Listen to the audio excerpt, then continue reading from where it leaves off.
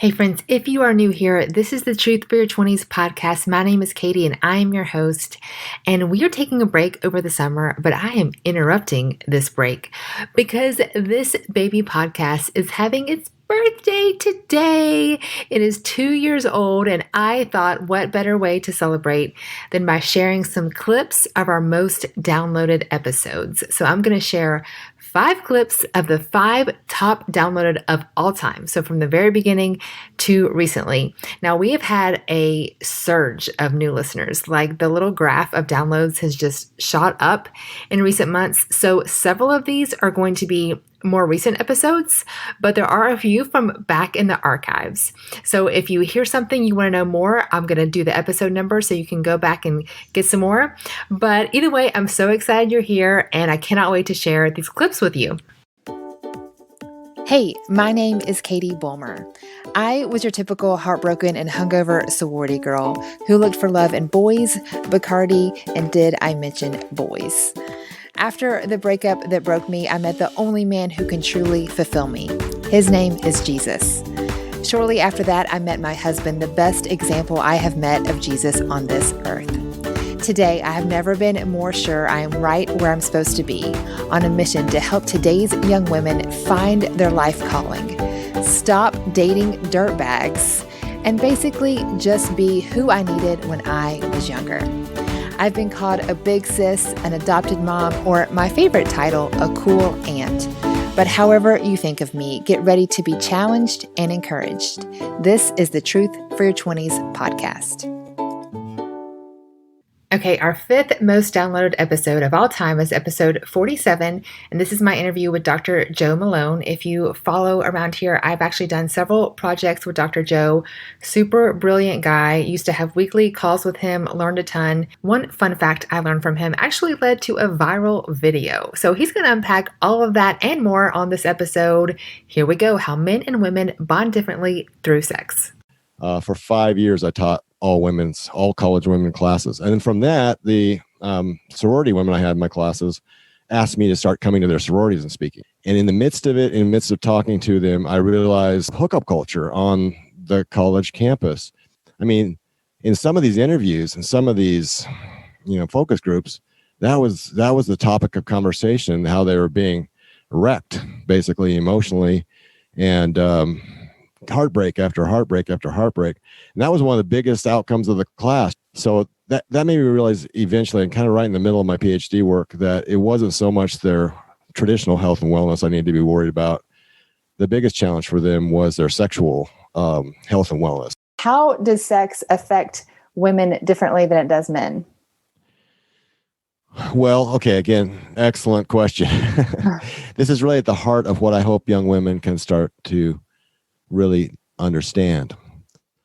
Sex with young women, there's neurochemicals, the biochemicals, dopamine, estrogen, and basically for women, oxytocin. And oxytocin is the bonding chemical. Probably most of you young ladies have heard of it before. Well, it is, all those are really hypercharged by having a sexual encounter with a guy, especially intercourse. A young woman that has intercourse with a young man will have a strong tendency to bond with that young man, whether they're calling it a hookup, whatever they're calling it. On the other hand, young men who have intercourse with a young woman, basically the bonding chemical for young men is vasopressin. And it's a bit different than oxytocin. It's similar, but it's a bit different in a crucial way. Because if they have sex, and especially if he has an orgasm, which happens most of the time, this vasopressin buildup, which is the bonding chemical for the guys, it just drops like a rock. The way the vasopressin builds up, again, this is the male bonding chemical, and this has only been discovered in the last maybe 5-7 years. So this is really the news I want to get out there to the girls. Vasopressin, if this male is held off, because this will work from any male from puberty up. If sex is denied them, and they feel this attraction to this girl, that vasopressin just keeps building up in their system. Old school calling culture, old school romance culture, or dating culture, like we used to call it. If it's that kind of situation, the vasopressin will continue to build up. And that's important because in his brain, literally vasopressin receptors are being created. So they aren't there to begin with. But if this attraction goes on, if there's this romance, kind of like you see in a romance movie type of a situation where sex is not taken part in, the romance creates the vasopressin in his brain. The vasopressin creates the receptors for it in his brain. Eventually, he is bonded to her. She becomes his woman, so to speak. He becomes hopefully his fiance. She becomes hopefully his wife. That's the way it's supposed to work. And that's the way it's worked in the past. But with girls and women being pushed towards this hookup culture and being told that they naturally want to go have sex like the guys do, that there are no biological sex differences. It's all just what society tells us. It's just socially constructed.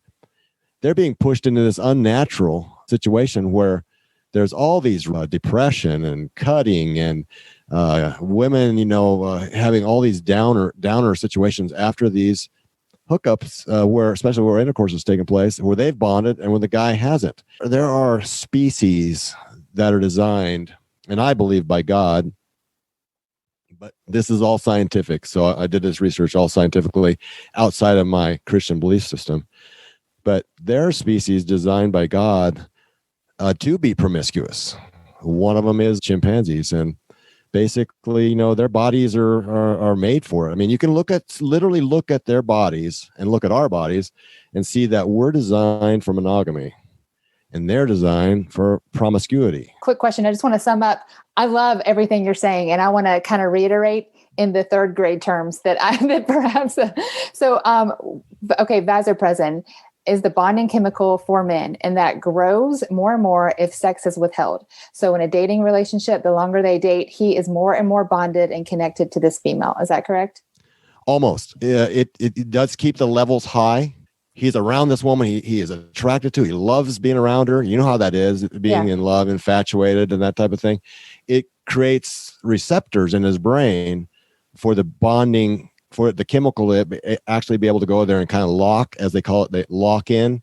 And once that happens, once that both the receptors are there and the vasopressin remains high because he's around this woman he's attracted to, that's when he bonds to her. So the receptors are what take a while to build up. With women, it's much quicker with oxytocin. Oh, so interesting, right? Well, that is episode 47. If you want to learn more, tons of great information there. Our next, fourth most popular downloaded episode of all times is episode 29. And this actually won the most popular episode of 2020. So last year, we shared this as the most popular of all time. It is now number 4 in the ranking. And I've shared this clip before if you've been around here a while, but it's so good and it's worth a re-listen. Here we go. Episode 29, my interview with a former Miss Texas and former Major League Baseball star. They were both publicly ridiculed for their decision to wait for marriage, but they stood strong and they share all about it here on this episode, and it's so good. Like, we both grew up in Texas, right? Like, and around going to church every week and around people where waiting for marriage is just like, oh, okay, like, yeah, that's your choice. But when I went to LA, it was kind of the first time that I was put in an area where not everyone thought the same about religion or faith. Maybe they don't even believe in God. Maybe they think it's ridiculous. And I remember one of the producers was like, wait, have you ever dated before? If you've never like had sex, or I don't get it. Like, do you go out with guys? They like look at you. It's like alien talk, right? And that was the first time I remember that moment. I still visualize it in my head where it was like, okay, this is a moment where you either kind of say to yourself, no, this is what I believe and I'm not going to be ashamed, or you're going to kind of just water the message down, right? Like, I had that moment, and it was, embarrassing for like 0.5 seconds. I was like, oh my gosh. Then I thought, you know what? No, like, this is what I believe. And it was amazing just the support. That moment happened when there was a live audience, when I was kind of questioned about my stance. And it was kind of mixed, to be honest, but there was overall people were like, wow, we really respect that. That's your stance. But it was definitely weird to be in a situation, which I think we can all face this, right? Where maybe we grow up in a certain home or environment, but if you're put in a completely new environment, I think that's really moments for personal growth and also just awareness and ways that we can say, like, I believe this because of this. It's not just kind of like, oh, I believe this because this is what like I grew up in. So it was very interesting. And I think Carson's had experiences with his faith and talking about waiting in unique ways too, because he was around people that didn't grow up in the same environment as he did as well. So I think we both have kind of had those experiences. Yeah, Carson, I know that you've also waited to marriage and you guys just have such a beautiful story, but tell us why you came to that decision and, similar upbringing, pressures, all that kind of stuff that you faced. Okay. Yeah, that's kind of wide ranging. So I'll start with why I think I started to kind of develop the beliefs that I did. And again, that brings me back to growing up in a little private Christian school where, of course, when you're in like 5th and 6th grade, that's probably, when conversations about relationships and the opposite sex start to happen. And I remember very vividly a gentleman coming to speak at our high school, but I was in elementary or middle school at the time. And I remember him just being a very vibrant speaker, a very passionate guy. And he just straight up called out men. And he was like, you know what? He was like, I don't understand what our culture thinks of as masculinity now. He's like, I don't understand why guys think that going out and conquering women is what makes you a man, and like flexing your muscles on people is what makes you a man. He's like, I don't get it. He's like, you know what? Dogs run around and have sex with each other. Like that doesn't make you a man at all. It makes you an animal, if anything. Like that has nothing to do with what makes you human. And so I was like, whoa, okay, it kind of hit me and made me think like, okay, you know what? That's right. And like, what does make us special? Like, what makes being a man special? And so, as a little kid, it kind of planted a seed in me. And then, as I got older and kind of got to put that into more context, and kind of started thinking, okay, like, well, what does make a man then? And so, I kind of just probably from formulating it from a bunch of other people that are way smarter than I am, and just decided that, you know what, I think one of the things that makes a man is refraining from causing harm to people when you're capable of it. And I think that can take a lot of forms. It can take physical form. I think it's a much more manly decision to refrain from physically hurting somebody than actually, being that bully or being the bigger athlete that hits somebody and everybody's like literally afraid of. I don't think that makes anybody a man at all. I think if anything, that makes people insecure and cowardly. But anyway, so it can take physical form, or it can take emotional form or verbal form. So I kind of took that idea of refraining from causing harm into how I'd approach dating. And so actually, I don't believe I took a girl on more than 3 dates other than Angela. So I never really had a girlfriend until until I was like 28. Which I was like, wait, what? Are you crazy? Behind the scenes? Like, you've never had a girlfriend. But now that I know him, it totally makes sense. But at first I thought that was bizarre. Yeah, she totally thought I was lying on our first date. And I don't think she really believed what I was saying or who I was for about 5 months either. Yeah. I was like, are you a closet psycho? I don't know. Hold on. Yeah, I think in our relationship, I told her that I didn't have doubts about her within, like 2 months or less. And well, what happened is we're at New Year's and I was like being cute at midnight. I was like, what's your resolution? He's like, to be engaged. And that was after 2 months. And I was like, wait, to me? I was like, and after like 5 months, he's like, are you waiting for me to do something crazy? And I was like, yes, like this is too good to be true here. But and I was like, babe, we can just sit here and just wait for the calendar to pass, but like nothing's going to change. So This I is don't know. adorable. Y'all are the best. Sorry, keep going. Yeah, no, you're good. And so I guess I'll fast forward to getting into the professional baseball world, and obviously that's kind of when I was kind of released into the wild, I guess you could say, from going from a tiny little private Christian school to going to a situation where you're around a bunch of ego-driven young guys that have been successful to this point in their life, and a lot of them were just given a ton of money, and so you do have kind of this like perfect concoction of just terrible egotistic behavior that's kind of unruly. And so that was kind of a wake-up call, I guess, being exposed to all that. And I think I was just fortunate enough to have a very strong background in my faith and kind of understand what I wanted long term. And so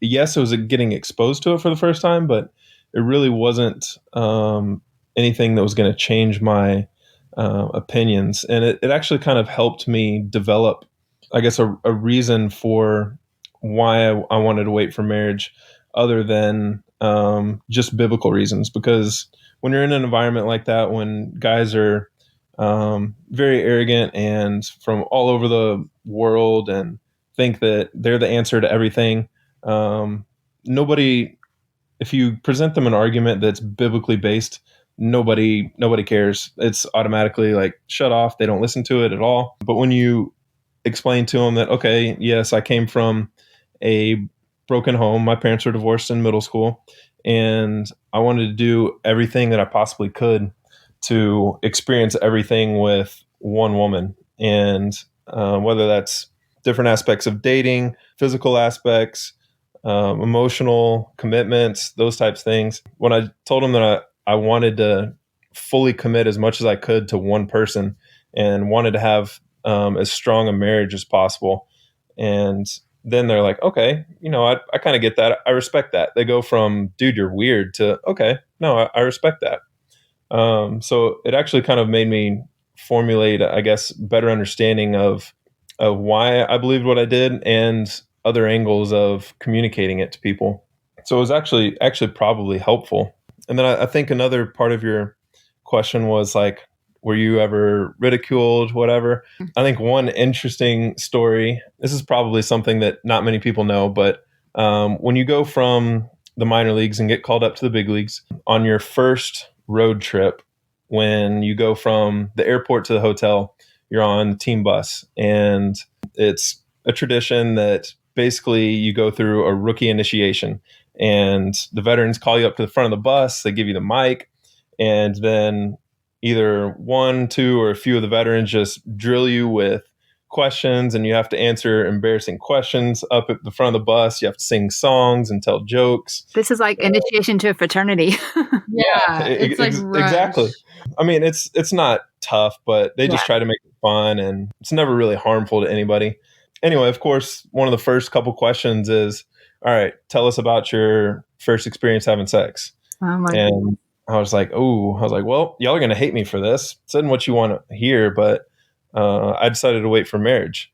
And they're like, okay. Like, how long you been married? And I was like, I'm single. And they're like, what? Hold on. He said the whole bus went nuts. And so the guy asking the questions goes, hold on. So you're telling me you're a virgin? And I was like, yeah. And everybody just stood up, and everybody had drinks, and everybody stood up and just started screaming, F you, F that, and started throwing stuff at me, anything that they had, like food or drinks, whatever.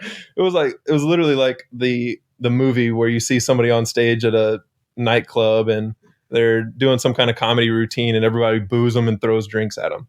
It was literally like that on a bus. And so I had just gotten called up to join this team, and that was kind of my first experience speaking in front of the team. But I don't know, it was expected. It wasn't a big deal. And I mean, it didn't hurt in any way. It was kind of like, okay, whatever. Everybody knows now, and this is cool. It's over with. But what was cool was when I was walking all the way back to the back of the bus where the young guys have to sit. I sat down, and one guy that was seated like one seat back from me, he was like, "Hey, man," he was like, "I had to do the same thing like 2 years ago." He was like, "I waited," and he told me his story, and it was really cool. Like, nobody really stands up to say that out loud, but when I went back and sat down, he was like, "Okay, you know what? I did the same thing." And then the next day, when we're stretching before practice, one of the veterans there was a really well respected guy on the team came up to me, and he was like, "Hey, man," he's like, "I'm proud of you. I did the same thing." Wow. So it was cool. There were actually like 3 guys that I knew of on that roster that had made that same decision to wait for marriage. And it's something that people don't speak out about much. Yeah. So if you were to ask me if 10% of guys in the MLB waited for marriage, I would have said absolutely not. But on our team, it was. So it's not as rare as people think. So if you're out there like, oh my gosh, do those people exist? Like, if a young girl sitting there going like, do guys like that exist? Well, there were 3 on my team of 30 people. So it's not that uncommon as we might think. And those are the jewels. Those are, when we save ourselves, it's more rare and it's more sacred, and I think it's such a beautiful thing. And when you were talking about, that you hadn't dated before, it made me think how all the time I talk to young women about how we want to be seen. Every girl wants to be seen. And Carson, you correct me if I'm wrong, but I assume guys as well. But women want to be seen as their guys one and only. Like, I am the definition of beauty for you. I am your girl. And no one wants to be compared, well, she's prettier than my ex, or she's smarter, or she's not as whatever. You don't want to be compared to a bunch of ex-lovers. But we somehow get it wrong in our brain, and people think they have to have lots of experience, quote. I always say when I do my talk to sororities, I say, no one wants to hear, "Hey, babe, I'm a sex expert." Like, gross. Like, there's no prizes for that. But what is a million times more attractive is I've gone through people throwing stuff at me on the bus. I've gone through temptation, and I want all of me for all of you. Like, that is like the ultimate in romance. And I cannot wait to see pictures of your wedding day. Funny story. Angela and Carson actually had a little elopement because their wedding was in the middle of COVID, and they delayed it a little bit. And then a year later had a reception. So since then, I've got to see the actual real life pictures, and Angela and I have been able to stay in touch. We encourage each other through social media, and it's just so cool to get to know her since that episode. And gosh, just love them so much. Again, that is episode 29. Okay, before we get into the next episode, I want to tell exclusively to my Truth for Your 20s listeners, friends, Heartbreak to Happily Ever After course is back and better than ever. So I did this as a live teaching before and was able to get feedback from everyone, did a little bit more research, and I'm launching again the Heartbreak to Happily Ever After course, but this time it is pre-recorded so you can watch and listen and digest this on your own timing. This is 4 modules. We talk about healing from heartbreak, making the most of your single life, falling in like, chemistry, infatuation, all of that good stuff, and then 17 things I've learned in 17 years of marriage. So it's 4 different parts. You can digest it all at once or just kind of take it whenever you want to. But it does not even go live until July 14th. However, I'm telling you now because between now and the 14th, you can get $10 off by using promo code EARLYBIRD. So the best way to do this is to check me out on Instagram, and that's at Katie Bulmer Life. And that link in profile has all that you need, the discount code and all the good stuff. And that little link that says Heartbreak to Happily Ever After. I'm just so excited to put my heart and soul into this course, and I really think it's going to help some current and future relationships. So yay. Okay, back to the episode. Okay, next up, we have a little bit more recent episode. This is number 70 with Deborah Fietta. I absolutely adore this woman. I said this on the episode, but I have to hold myself back from not sharing like everything she posts on social media. She is a counselor of relationships, and this is how to know if you are relationship ready based on her new book, all about it.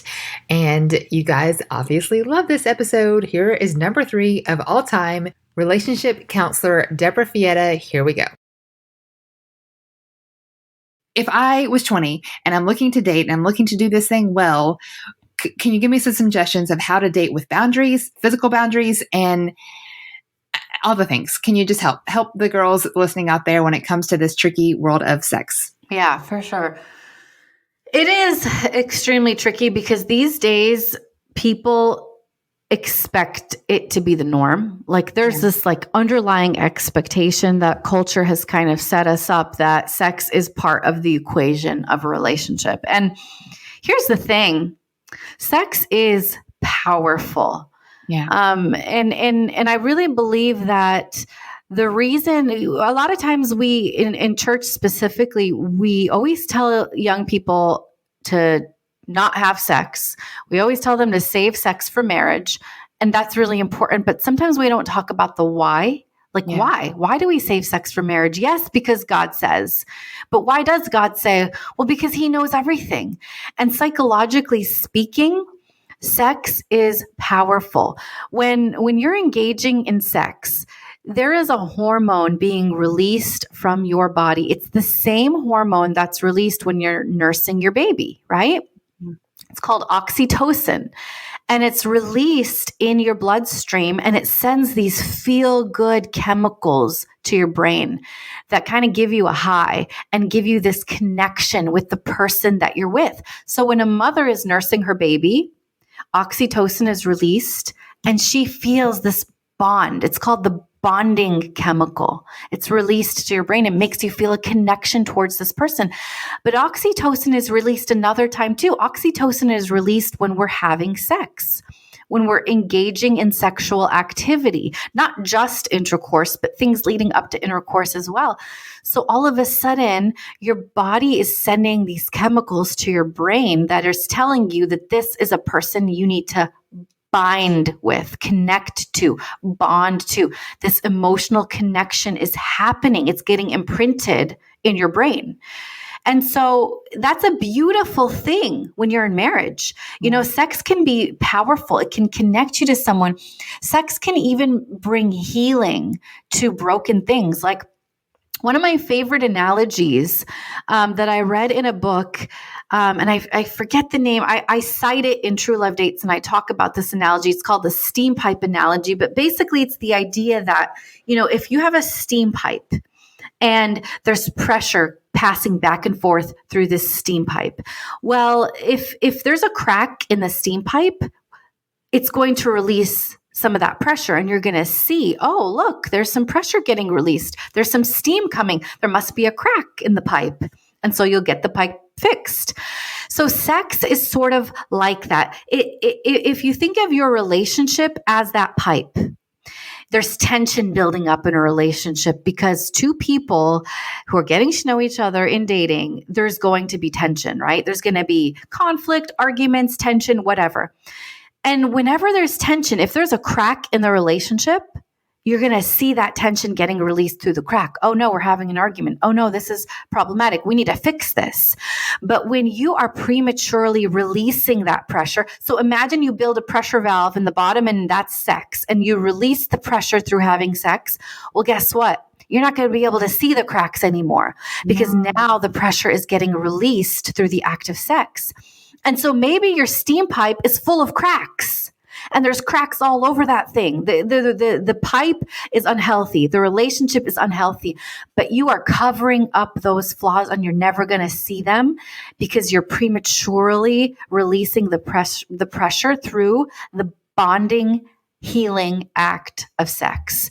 And you feel like you've got something really significant when what you actually have is a relationship full of cracks that you never saw because you never gave those cracks the opportunity to reveal themselves. And so that's why saving sex is important because you've got to really get to the heart of how healthy this relationship is before you integrate the act of sex, because sex is powerful and sex is binding and sex is healing. But outside of the context of marriage, sex can hide flaws and bind you to a person that you were never meant to be bound to. And so we've got to really take it seriously. Okay, the countdown is on. Here we go. This is the second most downloaded of all time on the Truth for Your 20s podcast.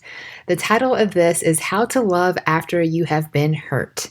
Obviously, that title just was trigger worthy, right? And I think a lot of people were interested in this topic. So I interviewed Adam Weber. He is a pastor in Sioux Falls, South Dakota. And I joke, oh, wow, that means people actually live there. But Adam is hilarious and super relatable. And it had some really, really good truths to how to heal and how to love people when it's difficult. So episode number 56, How to Love After You've Been Hurt. Perspective changes everything, because I have an older man. He was a mentor of mine that passed away a few years ago, named Roger Fredrickson, 93 years old. And every time I was around him, I felt like I was hanging out with a 20-year-old in the best way. Like he just had the softest heart, you know. I'm like, here's a guy who's been through trials. He's lost his wife at this point. She passed away, experienced heartache. I'm like, how do you do this? And I think it's really a perspective thing. You know, if I was to ask anybody listening right now, who are the 5 people that have hurt you, wronged you, you feel just like you've been overlooked or walked on, I'm guessing we could list those names. You know, it's the names of the people that we've cursed out in our car when it's just been ourselves, when, you know, we see them on Facebook and we're like, gosh, I just kind of wish they'd fail. You know, like we think horrible things. Like honestly, like I hope their marriage falls apart. I hope they get fired. Those are evil things to think, but we feel those. And the person who's like, I don't feel those things, lying is also wrong too. But so we often think about those people, but what if we began to focus on the 5 people who have loved us so well? They showed up when nobody else showed up. They stuck by us when we were horrible people, yet they still loved us. They were generous to us. They got us a job interview when we did not deserve that job interview at all. Who are those people? Because I think it's John Acuff who has always said 1,000 compliments plus 1 criticism equals 1 criticism. Yeah. And that's what we do with people who have hurt and wronged us. 1,000 wonderful people plus 1 person who's wronged us equals 1 person who's wronged us. And I think if we began to change our perspective, and so that's what God did with me. He just began to say, hey, Adam, I know you feel wronged right now and really hurt right now, but think about all the people who are still with you right now and have been there all throughout your life. And so that's what began to change. And so in the book, and I don't want to talk all about the book, but the book is the names of 27 people who have either loved me or I've tried to love them, combined with someone similar that Jesus loved. And so it's these people all throughout my life who have just loved me well. And really through that process, I began, no joke, to heal. And I think it's all about perspective and who do you focus on? And within each person, there's something powerful that happens when you get to know their story. When that angry neighbor, when you find out they lost their wife to cancer, or you find out that they're battling alcoholism, it may not change anything that person says or does. They might continue to be a really hard neighbor, but all of a sudden you begin to feel compassion for them. You're like, man, I heard it was his anniversary, and I'm guessing specifically today he's missing his wife. And maybe we should go shovel their sidewalk. It's like, why are we shoveling his sidewalk? He's a mean old guy, and he doesn't like our kids when they step on his grass. But all of a sudden, you begin to be moved with compassion when you find out somebody's story. Oh, man. And isn't that so much more attractive to the world than sitting around, well, they were grumpy to me and I don't deserve to like them. They don't deserve love, whatever it may be. And even if you're the most justified, okay, but what if you can see the good in them? Love has a name, as the book says. That's amazing. Now we walk through like how to forgive and all that kind of stuff. But I just want to ask a final question. What does it look like to love after you've been hurt? Oof. It's, I'll say this, it's scary. And it takes stepping out, knowing the risk that you might be hurt again. And there's being wise. So there's boundaries, and there's being like, okay, who do I want to let into the deepest parts of me? I might want to use a little bit more wisdom and caution with that. But to not love again, like not even like, I'm not talking dating, relationships, marriage, to not love people again, to not enter into relationship is a greater tragedy than being hurt. Yeah. It is. Like, we are not meant to live life alone. We are meant to have relationship. And so I think for that person who's been hurt, and again, I felt 3 years ago, I really had this fork in the road moment of like, Adam, you can either become this jaded old person that you've never wanted to be, or you never thought you were, or you can allow me to heal you and bring you into this new, more wonderful season of life. And I did not want to become that angry person. And so for me, it's going to take stepping out just little by little, and dealing with your brokenness, dealing with your hurt in a wise way, whether it's counseling, bringing it to God, talking with friends, whatever. But I would just challenge you to not don't build up a concrete wall around you. Don't become this jaded, like defensive person. And that just takes one day at a time of, I'm going to love somebody. And I think going into it, if you have the assumption, I have no expectations of them, I don't expect them to kiss my butt, to give me something, to be perfect. Like, I think just to go into it like, nope, I'm just going to love people out of God's love, not my own. And that's my part. Every single day, God help me to go out of my way to find one person that I can love today. That would be my challenge to someone who's been hurt. And just one day at a time, and just see God work in that, and see God heal you through that, knowing that, hey, there's going to be someone who takes this the wrong way, or someone who's upset with me, or somebody who reminds me of my past. But I'm not living out of that. That's not my focus. I'm moving forward because I don't want to become this other person. Yes, and the lighter load. I'm picturing someone skipping on a sidewalk versus someone carrying a 20,000-pound backpack of anger and unforgiveness. Like, oh my gosh, I want to be skipping. Yes. I'd rather be skipping. Yes, and not even carrying a backpack, but like carrying a backpack while walking through like deep mud. Yes, right. Like, in the rain. Yeah, in the rain with a strong South Dakota wind behind it. I'm like, that seems like a miserable existence. And we don't want to go that route. That's not the life we want to live. Yeah. I want to skip in the sunshine. All right, here we are, the moment you've all been waiting for, the most downloaded episode since the Truth for Your 20s podcast has been alive, and it is dun, dun, dun, dun, Hollywood Marketing, Sex, and You. This was a solo episode I did.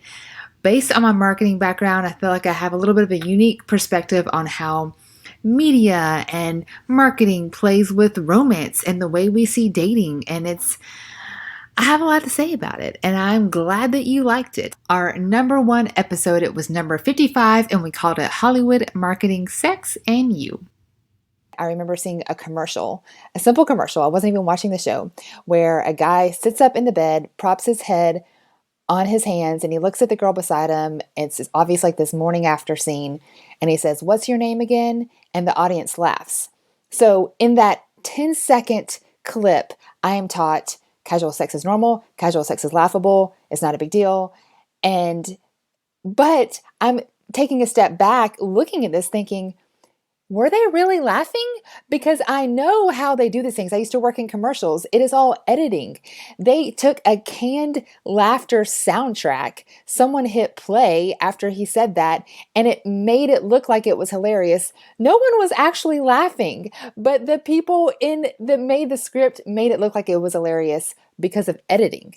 Think about it this way. Okay, so the people that make movies, make commercials, make sitcoms, they come up with these ideas somewhere, right? So they all get together in this boardroom, and it's like, what about this idea? And I hear that this is trending, and I know that this is a popular topic. I seriously doubt ever in the history of ever has there been someone who stood up and said, hey, I think that we should create a movie to help educate young men and women how to date healthy, how to have a mutually beneficial and respectful relationship and walk into their first years of marriage well. Like, they're not thinking that. They're not bad people, but you know what they're thinking? They're thinking money, money, money, money. I mean, they are thinking, okay, this is simple marketing 101. If they come up with something risque, like 50 Shades of Questionable Decisions, guess what?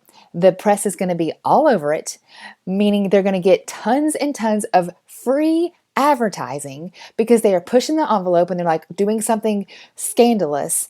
And so people are going to be talking about it. Meanwhile, the movie makers are laughing all the way to the bank because they don't even have to buy the ads. The newspaper's doing articles on it. People are blogging about it. Everyone's talking about it and they don't even have to do any advertising. Meanwhile, no one thought up, you know what, we're going to write this script as a good example of what a healthy relationship should look like. We are just going to get people to show up in droves to buy the movie tickets, to buy the t-shirts, to buy all the memorabilia, and millions of dollars later, I mean, we're sitting here thinking that this is we're told by the media that this is somehow normal and healthy. And like, no one ever intended it to be. We don't need to look to the media as what a healthy relationship should look like. And this is complicated, right? Because a lot of parents are not teaching their children what a healthy relationship looks like. Perhaps they weren't modeled that. You know, I've mentioned this before, but between my husband and I, our 4 parents, like mom, dad on each side, have a total of 9 divorces. So neither of us have a great example of what a healthy marriage should look like. And I know that we're not the only ones in that boat. So where do we look? Where do we even find a healthy marriage? And it's normal to be like, oh, well, this show on TV, this movie, perhaps this is right, because we don't know. But again, I just want you to take a step back and say, movie makers, that was never their intention. That was never their intention to model what a healthy relationship looks like. Let me give you another example. Y'all, this is crazy. Okay, I'm so interested in this stuff, so I just like dive into it and learn all of the things. But in the 1970s, there was an extremely popular ad campaign. Actually, last I looked, it was still one of the top 10 most popular ad campaigns. But it was in the 1970s for a brand of coffee called Sanka Coffee, S-A-N-K. I just Googled it. You can still buy it. But essentially, it was one of the very first decaf coffee, so an alternative to caffeinated coffee. And so it was advertised as the healthier alternative. Well, Sanka Coffee was smart enough to hire Robert Young to be their celebrity endorsement. Now, many of your grandparents probably still remember this or know who Robert Young is. I had to Google all of this, but I remember learning about this because, again, it was such a popular ad campaign. It was studied, like, how was this done so well? Anyway, Robert Young played a doctor on a very popular TV show. So a lot of people knew him as a doctor. So it made sense in Sanka Coffee's brain to hire Robert Young as this well-known doctor, at least he played one on TV, to represent this healthy alternative to Sanka Coffee. You guys, this was such a freaking big deal that if you look today, a lot of times at Waffle House or IHOP or anywhere where there's a decaf and a regular coffee side by side, oftentimes the decaf has an orange label still to this day because Sanka Coffee has its orange labeling. It's kind of known for being, the orange was like its color. This was such a successful ad campaign. To this day, we associate orange with decaf coffee. Here's the point in all of this. Robert Young, the real Robert Young, only had a high school diploma. He never went to med school, yet he played a doctor on TV, put on a lab coat, put the stethoscope around his neck, and endorsed Sanka Coffee. And it was such a successful ad campaign, we're still talking about it to this day. Here's another example. Mandy Moore endorses Garnier hair color. Okay, Mandy Moore is gorgeous. She has beautiful hair. She is on the commercials for Garnier hair color. Awesome.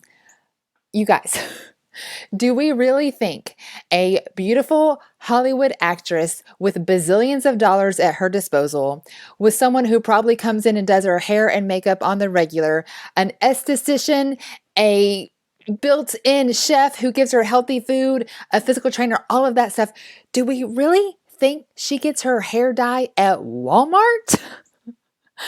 Yes, I understand. And actually, this is only true in recent years that celebrities who do endorse said products have to use it for the commercial or whatever. But on the regular, do we really think Mandy Moore is using Garnier hair color?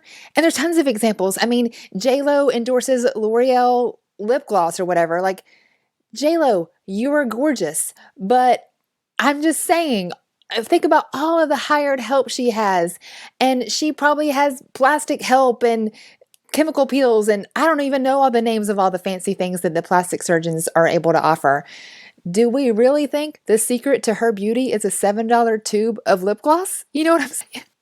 I'm just like, and we do this all the time. I see it all the time in advertising and in marketing.